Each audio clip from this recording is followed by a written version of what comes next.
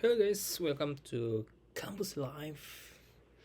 Okay, I hope you all getting well. All is good, all is good. Okay.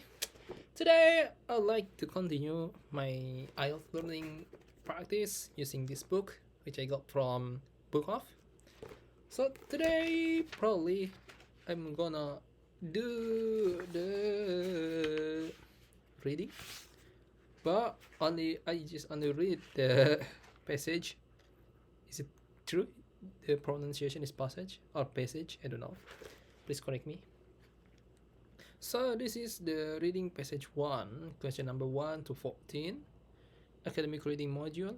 You should spend about 20 minutes on question 1 to 14, which are based on passage 1 below. Because it is too long for 20 minutes, so just let me practice my pronunciation or my how do I speak in English words. Alright, let's begin. 行きましょう。Some 230 years ago, Scottish poet Robert Burns wrote his address to the Turkish, in which he described the malady as the health of all diseases. For some, this description will ring painfully true, but it should be also emphasized how far we've come in dentistry and dental hygiene in Europe over the centuries. Well, in our modern world, we deal with toothache by picking up the phone, ringing the local dentist, and booking an appointment. Granted, appointment might be scarce, and for some, the cost of a simple procedure can be crippling. Wow! But neither the physical pain nor the inconvenience inflicted through modern practice can compare with what our ancestors would have to face would have had to face when one of their teeth decayed. There are actually more instances of tooth decay now than ever before, probably due to our high sugar diet, but evidence of tooth decay dates back to some of the earliest written texts. In fact, a reference to tooth decay can be found in Sumerian texts, circa 5000 before century, which attribute to the disease to tooth worms. Scientists have even found evidence of dental decay in the skull of the Cro-Magnon people who lived 2000 to 25,000 years ago. Sorry. Wait, let me correct for a bit.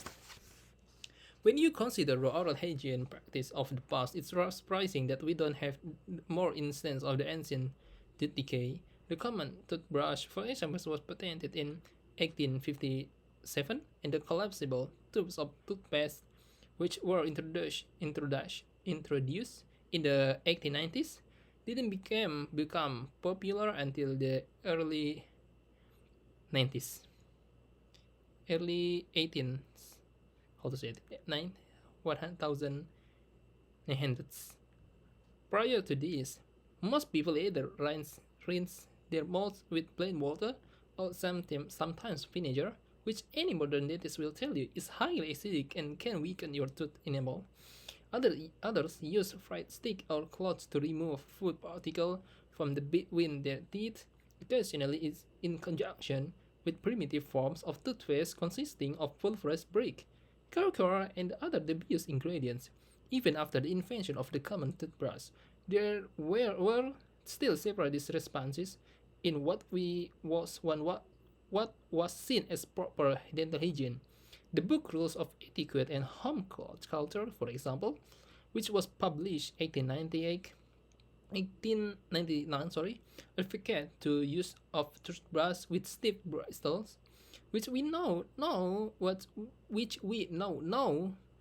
only damage tooth enamel but also hurt sensitive gum tissue. Oh. Our ancestors did eventually do something like peppermint and chalk become toothpaste ingredient in late 19th century, both of which are still used in the modern toothpaste. Cinnamon, bay leaves, nutmeg, and cloves were also used as they were found to combat bad breath.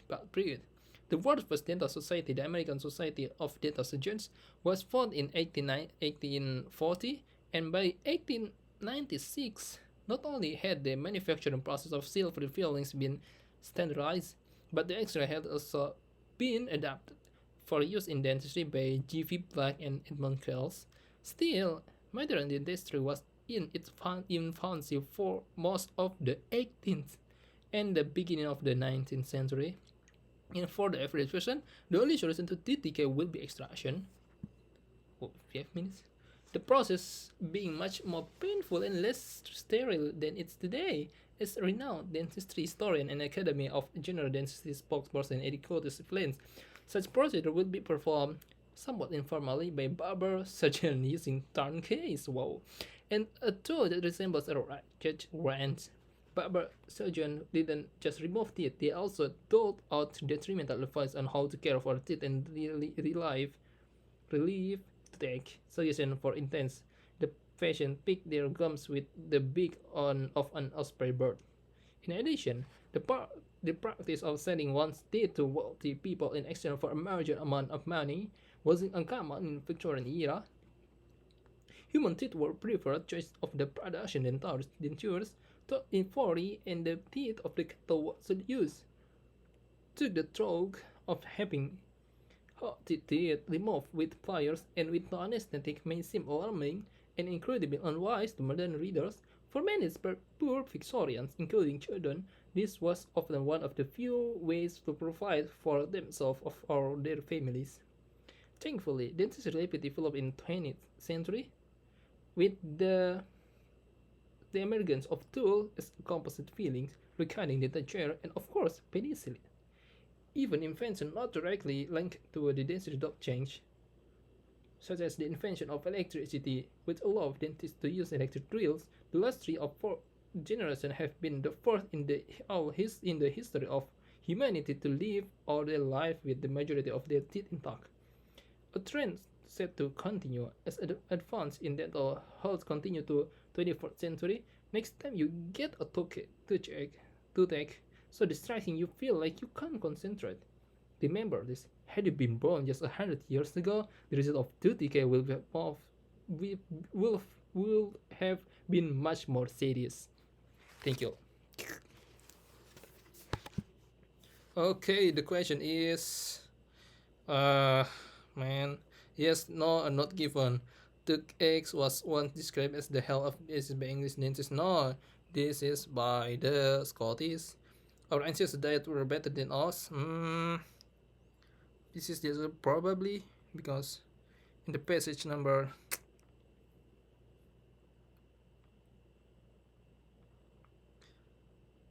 no, not given. I don't know. Okay, cocoa and pulver's brick were used to clean teeth. Yes, being once more big with the bill of an spray was infected method in 20th century.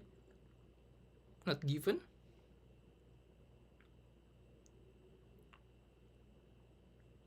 Healthy, not effective. This is because this is the suggestion from the so-called barber surgeons. Healthy individual in the Victorian era generally did not have the decayed teeth extracted. No, not give.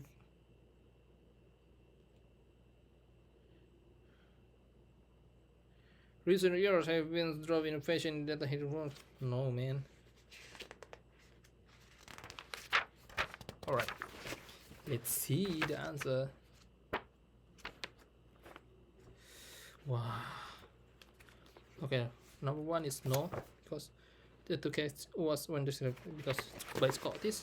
The second is not given, because our ancestors diet for better than ours. Yes, not given. The third is yes, calcora and pulver's brick was used. The fourth is no. Picking gum yeah, it's wrong. I think it's like not given. 5 is not given.